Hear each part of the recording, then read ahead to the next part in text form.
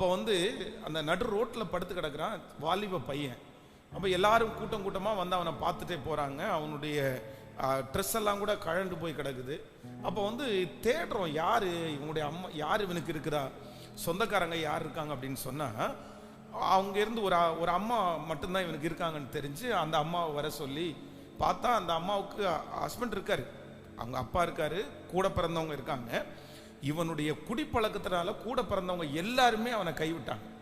எனக்கு நீ தம்பி இல்லைன்னு தானே. ஆனால் இந்த அம்மா மட்டும் என்ன பண்ணுறாங்கன்னா அந்த பிள்ளையோடையே இருந்தாங்க.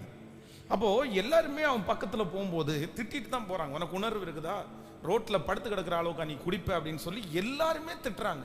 ஆனால் அந்த அம்மா மட்டும் என்ன சொல்லுது அப்படின்னு சொன்னால், கண்ணு எந்திரா, போகலாமா, வீட்டுக்கு போவோம், வீட்டுக்கு போய் குளிச்சிடுறா அப்படின்னு அவ்வளவு மோசமான ஒரு சூழ்நிலையில் இருக்கிற அந்த மகனோட.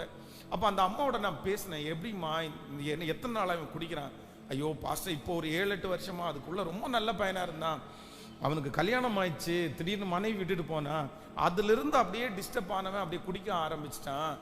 எவ்வளோ நாளாக இருக்கீங்கன்னு கேட்டால், உங்கள்கிட்ட நல்லா பேசுவானான்னு கேட்டால் இல்லை, அவன் நில தெரியாமல் இருந்தால் என்னையே அடிப்பான், நிறைய டைம் அடிச்சிருக்கிறான்.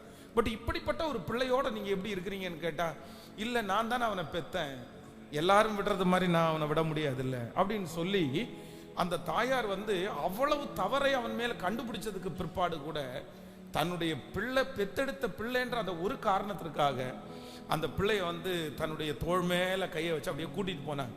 வேற யாருமே ஹெல்ப் பண்ண கூட போகல அந்த அம்மாவுக்கு. ஆனால் எனக்கு ஆச்சரியமா இருந்துச்சு, ஒரு தாயினுடைய அன்பை பாருங்களேன். அதனால தான் ஆண்டவர் அடிக்கடி சொல்லுகிறார், உன்னுடைய தகப்பனும் தாயும் உன்னை கைவிட்டாலும் கர்த்தர் உன்னை சேர்த்து கொள்ளுவார். தாய் தன் பாலகனை மறப்பாளோ, அவள் மறந்தாலும் நான் உன்னை மறப்பதே இல்லை. அப்போ அம்மாவோட அப்பாவை விட ஒரு படி மேல நான் உன் மேல நேசம் வச்சிருக்கேன்னு ஆண்டவர் சொல்றேன். அவர் நம்ம மேல வைத்திருக்கிற அன்பு அதை விட ஒரு படிப்பு மேலு. இல்லைன்னா நம்ம இன்னைக்கு ஜீவிச்சிருக்கவே முடியாது. அதனால நான் என்ன நம்புறேன் அப்படின்னா, இவ்வளவு தெரிஞ்சும் என் மேல என்ன நேசிக்கிற உங்களை ஆண்டவரை நிச்சயமா நான் ஆராதிப்பேன். நீர்தான் என் தேவன். ஆமேன். சேர்ந்து கரங்களை தட்டி பாடி ஆமேன். நான் அன்பு கூறுவேன், இன்னும் அதிகமாய் நான் அன்பு கூறுவேன், நானுமே நேசிப்பேன் ஆண்டவரே.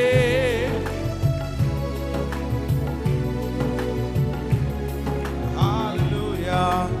அன்பு கூறுவேன், இன்னும் அதிகமாய் ஆராதிப்பேன், இன்னும் ஆர்வமாய் அன்பு கூறுவேன், இன்னும் அதிகமாய்